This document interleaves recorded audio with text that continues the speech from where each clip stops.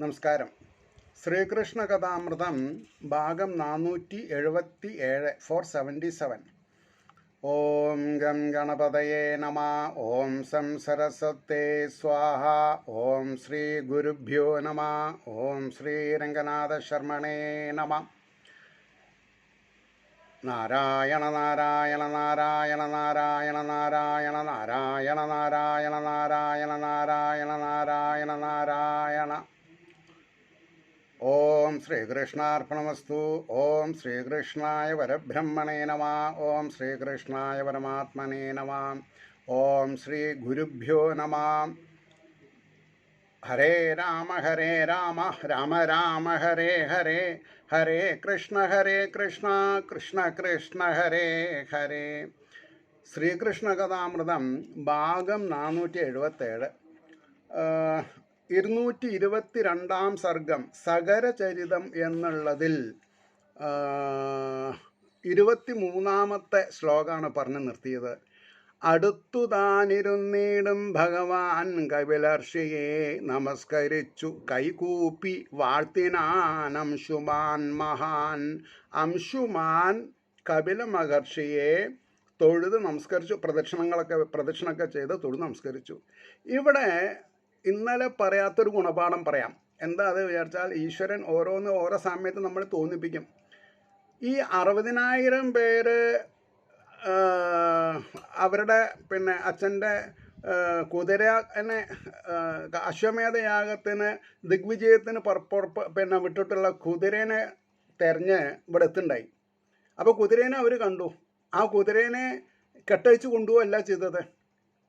കണ്ണ് ചിമ്മി സമാധി അവസ്ഥയിലിരിക്കുന്ന കപില മഹർഷി കള്ളനാണ്, നമ്മളെ കണ്ടപ്പോൾ കണ്ണടച്ച് വെച്ചതായിരിക്കും എന്ന് പറഞ്ഞിട്ട് അദ്ദേഹത്തിനോട് കൊമ്പ് കോർക്കാനാണ് പോയത്. അപ്പോൾ ആ 60,000-ൽ ഒരാളും നന്മ വിചാരിക്കുന്ന ആൾക്കാരുണ്ടായിരുന്നില്ല. എല്ലാവരും സമാന ചിന്തയുള്ള ആൾക്കാരായിരുന്നു. ഇവിടെ അംശുമാൻ ഒറ്റയ്ക്കാണ് പോയത്. അദ്ദേഹത്തിന് ഭയം ഉണ്ടായിരുന്നില്ല. ആധ്യാത്മികത ഉള്ളവർക്ക് ഭയം ഉണ്ടാവില്ല, ആധ്യാത്മിക ഇല്ലാത്തവർക്ക് ഭയം ഉണ്ടാവും. അത് ഒരു നാച്ചേഴ്സ് ഗിഫ്റ്റ്, അല്ലെങ്കിൽ പ്രകൃതിയുടെ ഒരു നിയമമാണത്. കാരണം ആധ്യാത്മികയുടെ തത്വസംഹിത തന്നെ നൺ അഫ്രൈഡ്നെസ് എന്നാണ്. ഒരിക്കലും ഭയം ഉണ്ടാവില്ല ജീവിതത്തിൽ. എന്ത് തന്നെ അപ്സൈഡ് ഡൗൺ വന്നാലും അവരത് മാനേജ് ചെയ്യും. ആരവഹേളിച്ചാലും അവർക്കത് പ്രശ്നമല്ല. ആധ്യാത്മികത ഇല്ലാത്തവർക്ക് യുഗോ കോംപ്ലക്സ് ഉണ്ടാവും. അങ്ങനത്തെവർക്കാണ് നോക്കിയാൽ എന്തിനാ എന്നെ നോക്കിയത്, നോക്കിയില്ലെങ്കിൽ ചോദിക്കും എന്തുകൊണ്ട് നോക്കിയില്ല. സംസാരിക്കുമ്പോൾ മെല്ലെ പറഞ്ഞവർ എന്താ നീ എന്നോട് മെല്ലെ സംസാരിക്കണത്, ഉറക്ക സംസാരിച്ചാൽ അവർ എന്തിനാ നീ ഉറക്ക സംസാരിക്കണത്, സുഖല്ലേ, എന്താ എനിക്ക് ദുഃഖം ഉണ്ടാവണം എന്ന് വിചാരമുണ്ടോ? ഇങ്ങനെയൊക്കെയാണ്. അപ്പോൾ നമ്മളിതിങ്ങനെ ഒരു സ്റ്റീരിയോ ടൈപ്പ് തത്തമ്മയെ പൂച്ച എന്ന് പറഞ്ഞ പോലെ ഇത് വായിച്ചു പോയിട്ട് യാതൊരു കാര്യമില്ല. അതിൻ്റെ ഉള്ളിലുള്ള സംഗതികൾ നമ്മൾ മനസ്സിലാക്കണം. അത് നമ്മൾക്ക് അറിയാൻ ആഗ്രഹം ഉണ്ടെങ്കിൽ അറിയണവരോട് ചോദിച്ച് മനസ്സിലാക്കണം. മനസ്സിലായില്ലേ? അപ്പോൾ അടുത്തു താനിരുന്നീടും ഭഗവാൻ കപിലർഷിയെ നമസ്കരിച്ചു കൈകൂപ്പി വാഴ്ത്തിനാൻ അംശുമാൻ മഹാൻ. പിന്നെ പറഞ്ഞു, ഇനി ഇവിടുന്ന് അങ്ങോട്ട് 24ാമത്തെ ശ്ലോകം മുതൽക്ക് 17ാമത്തെ ശ്ലോകം. അപ്പോൾ എത്രയുണ്ട്? 13 ശ്ലോകം അല്ലേ? 1 2 3 4 5 6 7 8 9 10 12 13 14 ശ്ലോകമുണ്ട്. കാരണം ഇൻക്ലൂഡിങ് 24. ഈ 14 ശ്ലോകങ്ങളും അദ്ദേഹത്തിനെ സ്തുതിക്കുകയാണ്. ഞങ്ങളുടെ പൂർവികർ ചെയ്തത് തെറ്റായിപ്പോയി, അതുകൊണ്ട് അങ്ങ് ക്ഷമിക്കണം, ശപിക്കരുത്, ഞങ്ങളുടെ വർഗത്തിനെ അല്ലെങ്കിൽ കുടുംബത്തിനെ ശപിക്കരുത് അങ്ങ്. ഇതാണ് നമ്മൾ മനസ്സിലാക്കേണ്ടത്. ബ്രഹ്മാവും പരമാത്മാവും അവിടുത്തേടെ വൈഭവം ധ്യാനം കൊണ്ടും യുക്തി കൊണ്ടും വേണ്ട മട്ടറിയായകവേ. എന്താ പറഞ്ഞത്? ബ്രഹ്മാവും പരമാത്മാവാം അവിടുത്തേടെ എന്നാ. അങ്ങനെയാണ് പരമാത്മാവ് അങ്ങനെയാണ് ബ്രഹ്മാവ് അല്ലേ? അല്ലെങ്കിൽ പറയാം ബ്രഹ്മാവും പരമാത്മാവും അവിടുത്തെ വൈഭവം ധ്യാനം കൊണ്ടും യുക്തി കൊണ്ടും വേണ്ടമട്ടറിയാകവേ. അവർക്ക് ഈ കപില മഹർഷിയുടെ ഗരിമ എന്താണെന്ന് മനസ്സിലായിട്ടില്ല എന്നാണ് അദ്ദേഹം പറഞ്ഞത്. പരമാത്മാവിന് കൂടി മനസ്സിലാക്കിയില്ല എന്ന് പറഞ്ഞാൽ പറയുമ്പോൾ പരമാത്മാവിനെയാണ് ഇദ്ദേഹം. അതാണ് നമ്മൾ മനസ്സിലാക്കേണ്ടത്. അപ്പോൾ ഒരു വിഷ്ണു എന്നുള്ള നിലയ്ക്കോ കൃഷ്ണൻ എന്നുള്ള നിലയ്ക്കോ അല്ല അവിടെ സംസാരിക്കുന്നത്. കപില മഹർഷി ഹിംസെൽഫ് ബ്രഹ്മം തന്നെയാണ്. അതുകൊണ്ടാണ് പറഞ്ഞത് ധ്യാനം കൊണ്ടും യുക്തി കൊണ്ടും വേണ്ടമട്ടറിയാകവേ. ആ ഒരു വേണ്ടമട്ട എന്നുള്ളത് 1000 അർത്ഥം പറയാതിന്. വേണ്ടമട്ട്. രാമായണത്തിൽ ദശരഥൻ രാമനെ ഉപദേശിക്കുന്നുണ്ട്. ഏത്? കൈകേയി പറഞ്ഞൊന്നും കേൾക്കണ്ട, ഞാൻ എൻ്റെ അഭിഷേകം ചെയ്യാൻ പോവുകയാണ്. അപ്പോൾ പറഞ്ഞു, അങ്ങ് സത്യസന്ധനായിട്ടുള്ള രാജാവാണ്, അതിന് ഭംഗം വരുത്താൻ എനിക്കിഷ്ടമില്ല. അപ്പോൾ അവിടെ പറയുന്നുണ്ട്, അച്ഛൻ്റെയും അമ്മയുടെയും ഹിതം അറിഞ്ഞു മനസ്സിലാക്കി ചെയ്യുന്നവൻ ഉത്തമൻ. അച്ഛനമ്മയും പറയില്ല എനിക്ക് മരുന്ന് വേണം, എനിക്ക് കുട്ടൻ ചൊക്കാതി വേണം, എനിക്ക് ലിവോസിം സിറപ്പ് വേണമെന്ന് അച്ഛനും അമ്മയും, ബോധമുള്ള അച്ഛനമ്മയും പറയില്ല മക്കളോട്. കാരണം എന്താ? കാരണം അവരറിഞ്ഞ് ചെയ്യണമെന്ന് അവരുടെ ആഗ്രഹം. പറഞ്ഞ് ചെയ്തിട്ടില്ലെങ്കിൽ അവർക്കുണ്ടാവുന്ന ഒരു തീക്ഷ്ണമായ ശ്വാസമുണ്ട്, അത് ശാപമായിട്ട് മാറും. പറഞ്ഞു ചെയ്യുന്നവൻ മധ്യമൻ, പറഞ്ഞിട്ടും ചെയ്യാത്തവൻ അധമൻ. ഇത് പല സ്ഥലത്തും ഭാഗവതത്തിലുണ്ട്.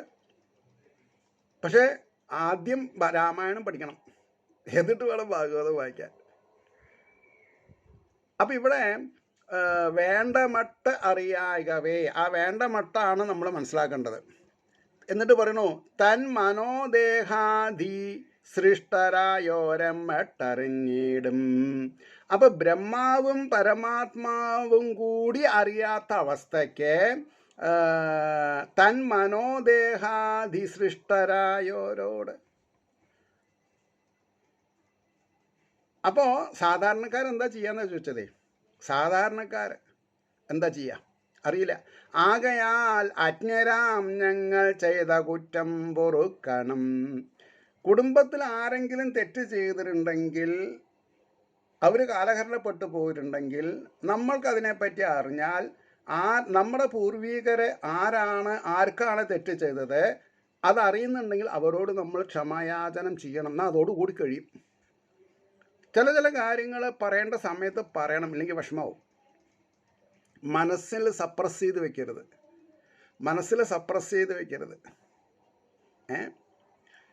അപ്പോൾ തൻ മനോദേഹതീ സൃഷ്ടരായോരെമ്മട്ടറിഞ്ഞിടും. ആകയാൽ അജ്ഞരാം ഞങ്ങൾ ചെയ്ത കുറ്റം പൊറുക്കണം. ആകയാൽ അജ്ഞരാം ഞങ്ങൾ ചെയ്ത കുറ്റം പൊറുക്കണം.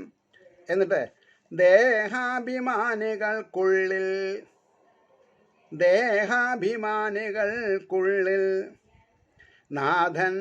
നാഥൻ ഈ വിലസീടും ദേഹമല്ലാതെ കാൺമീല മായാമോഹിതർമന്നിതിൽ ഹരേ ഹരേ ഹരേ ഹരേ എന്ന് എഴുതി വെച്ചു. എനിക്കതിൻ്റെ നാരായണ അറിയാം, അതുകൊണ്ടാണ് ഞാൻ അങ്ങനെ എഴുതി വെച്ചത്. ഹരേ ഹരേ ഹരേ ഹരേ 4 പ്രാവശ്യം ഹരേ വിളിച്ചു ഞാൻ. എന്താ പറഞ്ഞത്?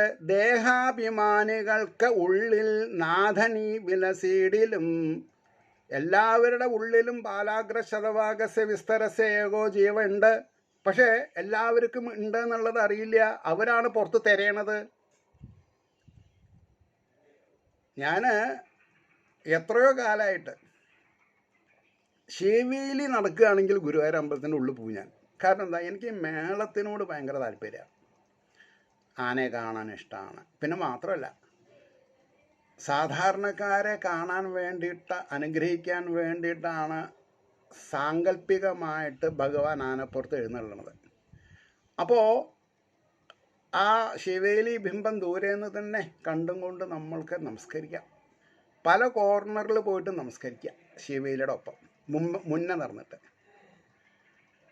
അല്ലാണ്ട് തൊഴാനായിട്ട് ഞാൻ ശ്രീകലത്തേക്ക് പോയിട്ടില്ല. പോയി അപ്പോൾ 2018 എനിക്കൊരു പ്രഭാഷണം ഉണ്ടായിരുന്നു രാത്രി.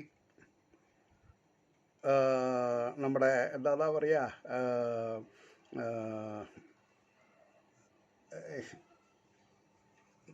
നമ്മുടെ നാരായണീയ ഭട്ടതിരുടെ ഹാളിൽ. അപ്പോൾ പിറ്റേ ദിവസം വെള്ളം കയറിയിട്ട് നാട്ടിലേക്ക് വരാൻ പറ്റിയില്ല. അന്ന് ഞാൻ മിസ്സിസ് 36 പ്രാവശ്യമായിട്ട് തൊഴുതു. ഞാനൊരു ബെഞ്ചിലിരുന്നു, 2 പ്രാവശ്യം ഞാനും തൊഴുതു. അപ്പോൾ എന്താ പറഞ്ഞു പോകുന്നതിൻ്റെ താല്പര്യം, എനിക്കറിയാം എൻ്റെ ഉള്ളിലുള്ള ചൈതന്യം തന്നെയാണ് ഗുരുവായൂരപ്പൻ, അയ്യപ്പൻ. അപ്പം ഞാൻ ഇത്രയൊക്കെ പഠിക്കണതിൻ്റെ മുമ്പ് ഞാൻ നാട്ടിലേക്ക്, ബോംബെയിൽ നിന്ന് നാട്ടിലേക്ക് വരിക മലയാള മാസം അഡ്ജസ്റ്റ് ചെയ്തിട്ടാണ്. എന്തിനാ? ശബരിമലയിൽ പോകാൻ. ഇപ്പം ഞാൻ എവിടെയും പോകാറില്ല, എവിടെയും പോകാറില്ല, വീട്ടിൽ നിന്ന് അനങ്ങാറില്ല. ഞാൻ പ്രഭാഷണത്തിന് പോയിരുന്നു. കഴിഞ്ഞ കൊല്ലം കൂടിയും ഗുരുവായൂരിൽ പ്രഭാഷണം ഉണ്ടായിരുന്നു, ഞാൻ പോയി തൊഴുതു. പക്ഷെ ഉള്ളിൽ കയറിയിട്ടുണ്ടായിരുന്നില്ല, അതാവശ്യമില്ല. അതാണ് ദേഹാഭിമാനികൾക്കുള്ളിൽ നാഥൻ ഈ വിലസീടിലും ദേഹമല്ലാതെ കാൺമീലാമായ മോഹിതം മന്നിതിൽ. ബുദ്ധിക്കടിമയാം ജീവൻ ജാഗ്രൽ സ്വപ്നങ്ങൾ മാത്രമാം കാൺമതല്ലെങ്കിൽ ഒട്ടാകെ ഇരുളാണ്ട സുഷുപ്തിയാം. ബുദ്ധി. അപ്പം അവിടെ ഇമ്പോർട്ടൻ്റ് യുക്തിയും വേണം. യുക്തി വേണം ഒരു കാര്യം മനസ്സിലാക്കണമെങ്കിൽ. ബുദ്ധിക്കടിമയാം ജീവൻ, ആത്മാവിനാണ് നമ്മളെ അടിമയാവേണ്ടത്, ബുദ്ധിക്കല്ല. ബുദ്ധി പ്രവർത്തിക്കുന്നത് ആത്മാവിൻ്റെ സവിധത്തിലാണ്. ആത്മാവ് പടിയിറങ്ങിയ ബുദ്ധി എവിടെ പോയി? കണ്ണിൻ്റെ കാഴ്ച എവിടെ പോയി? ചെവിക്ക് കേൾക്കാനുള്ള കഴിവ് എവിടെ പോയി? രസാനുഭൂതിക്കുള്ള നാവിൻ്റെ രസം എവിടെ പോയി? കയ്യും കാലും വർക്ക് ചെയ്യുമോ, മടങ്ങുമോ, ചിന്തിക്കാൻ പറ്റുമോ? ഒന്നുമില്ല. അപ്പം ഇതാണ് നമ്മൾ മനസ്സിലാക്കേണ്ടത്. മരിക്കണതിൻ്റെ മുമ്പേ ശരീരത്തിൽ നിന്ന് പരബ്രഹ്മസ്വരൂപൻ, സത്യസ്വരൂപൻ ഇറങ്ങിപ്പോണതിൻ്റെ മുമ്പ് അതാണ് ബുദ്ധിക്കടിമയാം ജീവൻ ജാഗ്രൽ സ്വപ്നങ്ങൾ മാത്രം. സുഷുപ്തിയിൽ സ്വന്തം ഭാര്യ അടുത്ത് കിടക്കുന്നുണ്ട്, കൈ തട്ടിയാലല്ലേ അറിയുള്ളൂ. അവൾ നീട്ടുപോയി, അല്ലെങ്കിൽ ഭർത്താവ് നീട്ടുപോയി, നമ്മൾ അറിയണുണ്ടോ? നമ്മൾ ഇത് ഈ വേദാന്തം എന്ന് പറഞ്ഞാൽ ഇറ്റ് ഈസ് സോ സിമ്പിൾ. ആർക്ക്? താല്പര്യമുള്ളവർക്ക്. അതുകൊണ്ടാണ് പറഞ്ഞത്. അപ്പോൾ ബുദ്ധിക്ക് അടിമയാവരുത് നമ്മൾ, യുക്തിക്ക്, ലക്ഷണാർത്ഥം. അപ്പോൾ അപ്പോൾ സദ്ബുദ്ധി ആവണം. കുബുദ്ധി, മറ്റുള്ളവർക്ക് ടോർപ്പിഡോ വെക്കണമെന്ന് വിചാരിച്ച് ജീവിച്ചിട്ട് എന്താ കാര്യം? ബുദ്ധിക്കടിമയാം ജീവൻ ജാഗ്രൽ സ്വപ്നങ്ങൾ മാത്രമാം കാൺമതല്ലെങ്കിൽ ഒട്ടാകെ ഇരുളാണ്ട സുഷുപ്തിയാം. ഈ രണ്ടും അല്ലെങ്കിൽ ഇരുള് നിറഞ്ഞ സുഷുപ്തിയാണ്. ഒന്നും അറിയില്ല, വെള്ളത്തിലെടുത്തിട്ട് അറിയില്ല നമ്മളെ. അപ്പോൾ ശബ്ദരൂപാദിയിൽ തന്നെ നീയേകും ശക്തിയൊക്കെയും. ശക്തി സംസാരിക്കാൻ ശബ്ദരൂപാദിയിൽ തന്നെ നീയേകും ശക്തിയൊക്കെയും ചിലവാക്കുന്ന ദൗർഭാഗ്യം ഇതെങ്ങനെ അകന്നിടും? അതാണ് ചിലവാക്കുന്ന ദൗർഭാഗ്യം.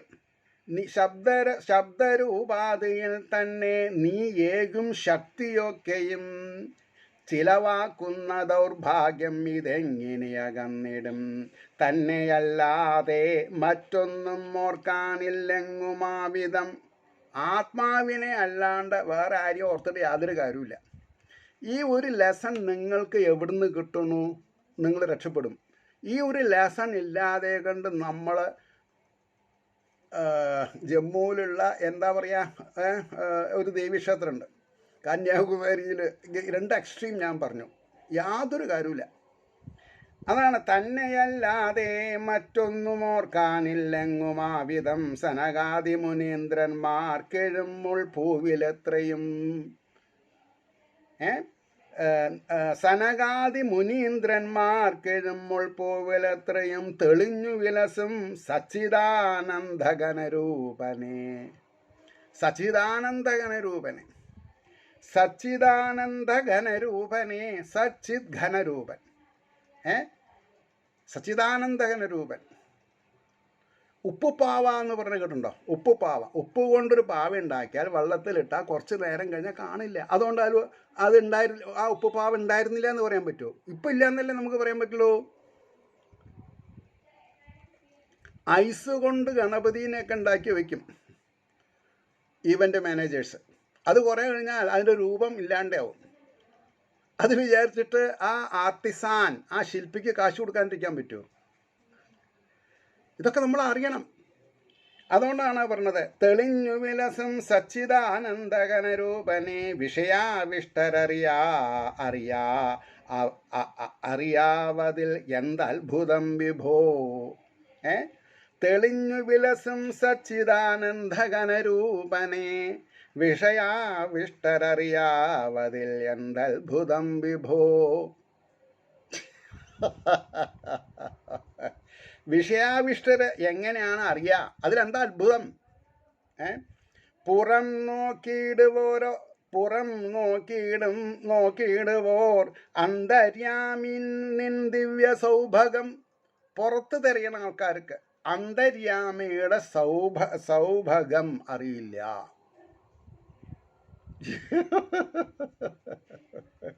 പുറം നോക്കിയിടുവോരന്തര്യാമിൻ നിൻ ദിവ്യ സൗഭകം എമ്മട്ടൊന്നാസ്വദിച്ചിടും നാഥാ നിൻ കൃപയെന്നിയേ. ഭഗവാന്റെ അനുഗ്രഹാശിസ്സുകൾ ഉണ്ടെങ്കിലേ ഇതറിയുള്ളൂ.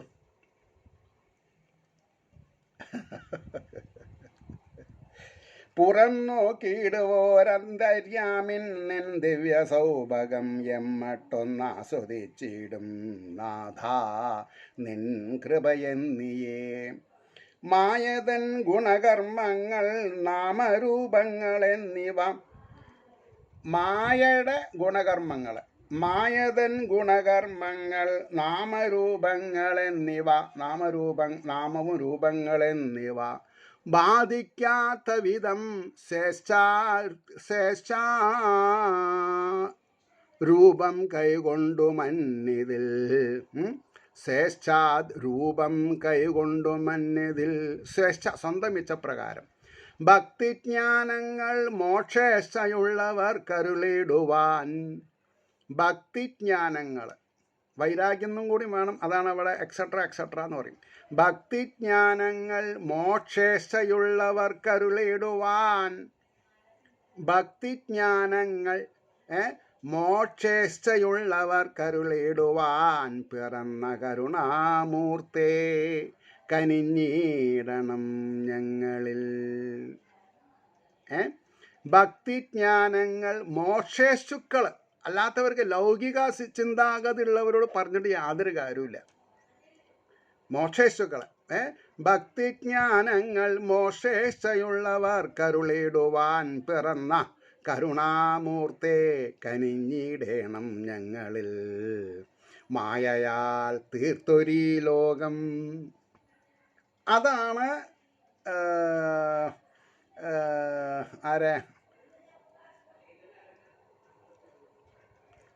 ശങ്കരാചാര്യർ ജഗത്ത് മിഥ്യ എന്ന് പറയാൻ കാരണം എന്താ? പുരാണത്തിൽ പറയുന്നുണ്ട് ഈ ജഗത്തും ഈശ്വരൻ തന്നെയാണ്. ഈശ്വരൻ നിയാമകനാണ്, നിയന്താവാണ്, പക്ഷെ ഈശ്വരനല്ല. അതുകൊണ്ടാണ് ഈ ഈ ജഗത്തിനെ പുഴകളെ കേടുവരുത്തരുത്, പർവ്വതങ്ങളെ കേടുവരുത്തരുത് എന്നൊക്കെ പറയും. പറഞ്ഞു ശ്രേയോ? അപ്പോൾ പറഞ്ഞു എന്ത്? അതെ, മായയാൽ തീർത്തൊരീ ലോകം സത്യമെന്നോർത്തു സർവരും കാമം കോപം അഹങ്കാരം അസൂയാദികൾ കാരണം. മനസ്സിലായോ? കാമം കോപം അഹങ്കാരം അസൂയാദികൾ കാരണം വിചാരശക്തിയൊട്ടാകെ അറ്റ് ഭാഗ്യഗൃഹധനം ഭാര്യാഗൃഹധനം പുത്രൻ തുടർന്നതിൽ തന്നെ നശിച്ചിടുകയാം പ്രഭു. ഇത് വേണ്ടാന്നല്ല പറഞ്ഞിട്ടില്ല. ഇതോടുകൂടി ഇതിനേക്കാൾ ഉപരി ഈശ്വര ചിന്ത വേണം. എന്നാൽ ഇതൊക്കെ സുഗമമായിട്ട് വരും. വിചാരശക്തിയൊട്ടാകെ വികാരമേ ഉള്ളൂ, വിചാരമില്ല. വിചാരശക്തിയൊട്ടാകെ അറ്റു ഭാര്യാഗൃഹം ധനം പുത്രൻ തുടർന്നതിൽ തന്നെ നശിച്ചിടുകയാം പ്രഭോ. മനസ്സ് വിഷയം കർമ്മം ഇവയിൽ കെട്ടിയങ്ങിനെ. മനസ്സ് വിഷയം കർമ്മം ഇവയിൽ കെട്ടിയങ്ങിനെ ജീവാത്മാക്കളെ എന്നാഥ നിന്നിലേക്കൊരു മട്ടിലും അണഞ്ഞിടാനയക്കാത്ത മോഹമാം പാശം ഇന്നിതാ അറുത്തു തന്നു നിൻ പുണ്യദിവ്യദർശന വൈഭവം. എന്താ ഇതിൻ്റെ ഒരു ഗരിമ? ഇതൊന്നും അറിയാതെ കണ്ട് 1.5 ലക്ഷം രൂപ ചിലവാക്കിയിട്ട് ഗുരുവായൂർ വളക്ക് നടത്തിയിട്ട് എന്താ കാര്യം? ഞാൻ ഒരു ഫണാട്ടിക്കല്ല കേട്ടോ, ഞാൻ അത് തെറ്റിദ്ധരിക്കരുത്. സാധാരണക്കാരന് അത് നടക്കില്ല. ഉത്സവം നടത്താനോ അല്ലേ, മറ്റേ ചുറ്റുവിളക്ക് നടത്താൻ പറ്റില്ല. ആൾക്കാർ വാശിയാണ്. ഇന്ന് ഒരാളുടെ മേളാണെങ്കിൽ നാളെ വേറൊരാളുടെ മേളം, അല്ലെങ്കിൽ കാലത്തൊരാളുടെ മേളം, വൈകുന്നേരം വേറൊരാളുടെ പഞ്ചവാദ്യം. എന്തിന്? ഈശ്വരന് ഇതൊക്കെ വേണോ? ഈശ്വരന് എന്തുണ്ട്? ദേവലോകത്ത് ധാരാളം ഇൻസ്ട്രുമെൻറ്റ്സ് ഉണ്ട്. കള്ളു കുടിച്ച് ഇല്ലേ, അങ്ങനെ ഉണ്ടല്ലോ. ഈ മദ്ദളൊക്കെ ആയിട്ട് നടക്കണമെന്നുണ്ടെങ്കിൽ ഞാൻ വളരെ സീരിയസ് ആണ് ഈ സബ്ജക്റ്റിൽ, അതുകൊണ്ടാണ് ഞാൻ പറയണത്. അപ്പോൾ അപ്പോൾ പറഞ്ഞു മനസ്സ് വിഷയം കർമ്മം ഇവയിൽ കെട്ടിയങ്ങനെ ജീവാത്മാക്കളായൻ നാഥ നിന്നിലേക്കൊരു മട്ടിലും അണഞ്ഞിടാനയക്കാത്ത മോഹമാം പാശം ഇന്നിതാ അറുത്തു തന്നു നിൻ പുണ്യദർശന വൈഭവം. അങ്ങനെയാണ് 24-ാമത്തെ ശ്ലോകം മുതൽക്ക് 37-ാമത്തെ ശ്ലോകം 14 ശ്ലോകം നമ്മൾ പഠിക്കണം. അതിൻ്റെ അർത്ഥതലങ്ങൾ മനസ്സിലുണ്ടാവണം. പിന്നെ പറഞ്ഞു, ഈ വണ്ണം സ്തുതനാം സാക്ഷാൽ കപിലർഷി മനസ്സിനാൽ അനുഗ്രഹിച്ച അംശുമാനോട് അലിവാർന്നരുളിയിടിനാൻ.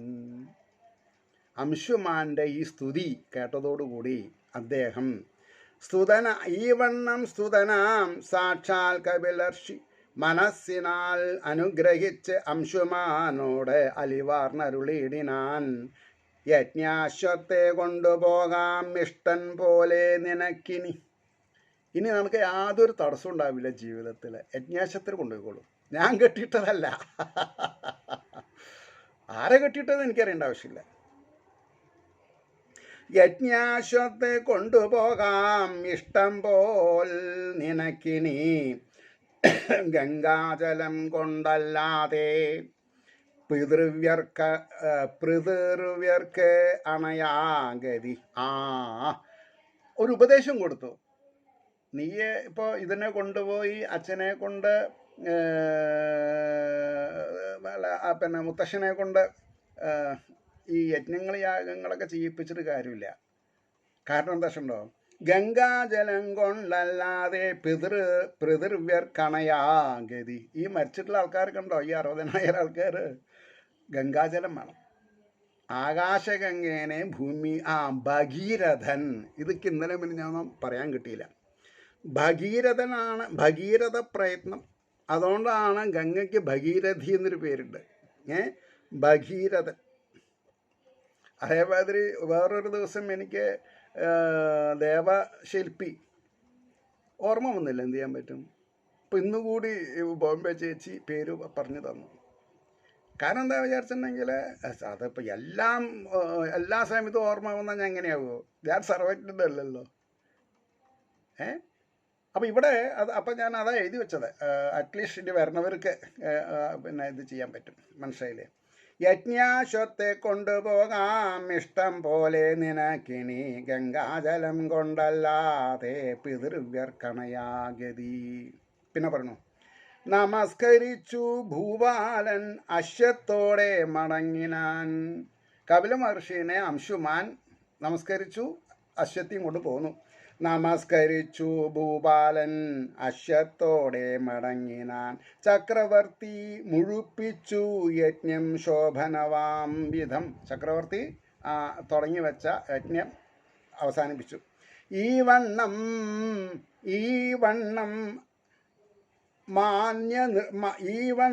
ആ നൃപഭൂപതി അംശുമാനിലേൽപ്പിച്ച അഹങ്കൃതി മമത്വവും ആകയറ്റോൻ.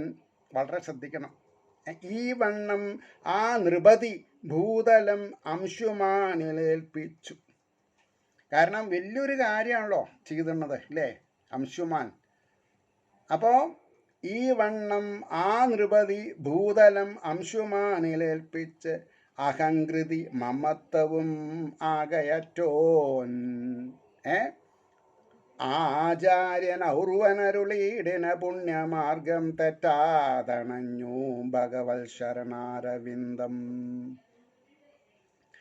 തെറ്റാതണഞ്ഞു ഭഗവത് ശരണാരവിന്ദം. ആലോചിച്ച് നോക്കൂ. തെറ്റാതണഞ്ഞു ഭഗവത് ശരണാരവിന്ദം. അതിനെന്ത് വേണം? ഗുരുകടാക്ഷം പരിപൂർണം. ഗുരുകടാക്ഷം വേണം. ആചാര്യൻ അരുളീടിന പുണ്യമാർഗം. അത് ശരിയാണോ എന്നുള്ള സംശയം ഉണ്ടായില്ല. ഇപ്പം നമ്മൾ പറഞ്ഞാൽ കേൾക്കില്ല ആൾക്കാരെ. കാരണം എന്താ? സംശയമാണ് നമുക്ക്.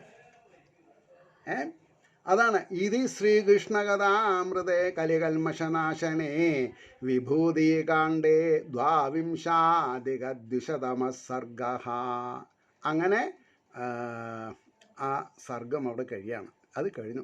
സർവത്ര ഗോവിന്ദ നാമ സങ്കീർത്തനം ഗോവിന്ദ ഗോവിന്ദ. അപ്പോൾ പിന്നെ ഇതിൻ്റെ ഒരു ഇമ്പാക്റ്റ് ഈ സ്തുതികളുടെ ഈ ഉപദേശങ്ങളുടെ അത് ആരാണ് ശ്രദ്ധ വെച്ച് കേട്ട് ഫോളോ ചെയ്യുന്നത്?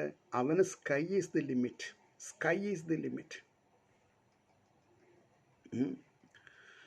I am very GLAAD.